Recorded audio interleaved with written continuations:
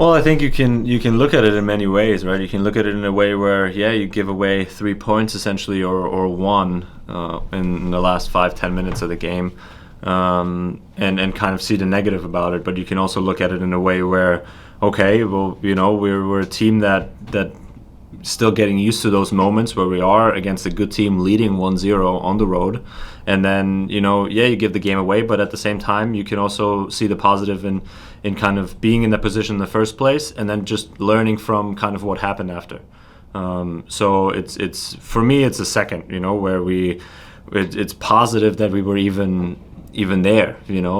I remember the game last year against New York City at home where we couldn't even get out of our own half, and I think to compare those two, for example, is a massive difference. So if you see it in a positive way, then and you take the positives from it, then I think it's easier to move forward, obviously, because ultimately we didn't lose anything. We didn't lose the playoffs. We didn't lose. Yeah, we lost 3 points, but there's 23 more games left to play. There we can learn from this one and be better next time that situation comes around, and maybe it'll come around in the playoffs, and then we'll be better prepared or closer to the playoffs when we really need the points more, So I think it's just the way you look at the game and then kind of evaluating it the right way. We'll go to Dave Johnson. And Julian, picking up on that, obviously like to get something out of the trip, but isn't that kind of who you want to be as a team right now, that you believe you can get all three all the time? Yeah, for sure. But, also this happens for a team that still learns and that grows and that has to go through that sometimes for then, for us to be better in general next time. We're a team that still needs to learn how to win in a way, right? And that is part of it. So it's good. That's what I'm saying. It's good that it's positive that we're in that position, and that we are able to come back and say, hey, we should have won this game against a very good team on the road. We kind of should have just seen out the game better. And that, it's certainly, for me, it's a positive to be in that situation and then kind of learning so that next time it won't happen again. Hopefully we will be. Hopefully we will be in those situations even more. That then we can see games out better. We will lead against good teams, or even lead, against other teams later in the game, so that we can see those games out. That we can really learn from it and then apply it as well. Sorry, Zach. Now I'll go to Jason. You're good. Hey, Julian. Good to talk to you.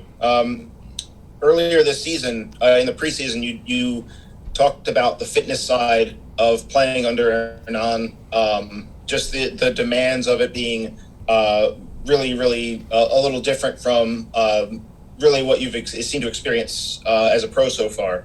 I was just talking about this a couple days ago, but it seemed like you did play as a starter three times in 8 days in these last 3 games, and not just playing to halftime, but actually going pretty far into the match.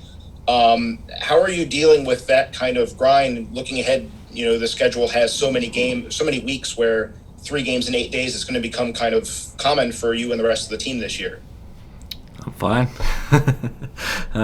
Yeah, no, I'm fine with playing that. I think it's a matter of kind of getting used to, where you don't train much, you just kind of recover from game to game.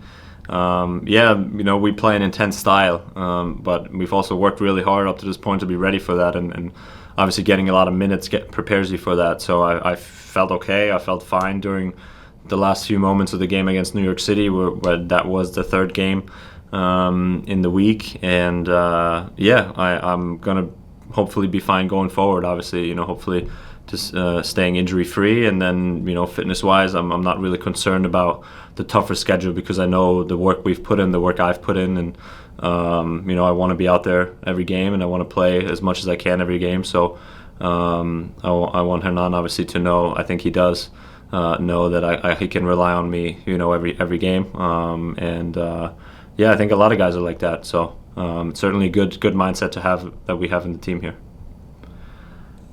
We'll go back to Dave Johnson. And Julian, you can forget Toronto's record. They've got some players. And what are some of your talking points that's on your mind as you go into Saturday's match, knowing it's Toronto, regardless of the record?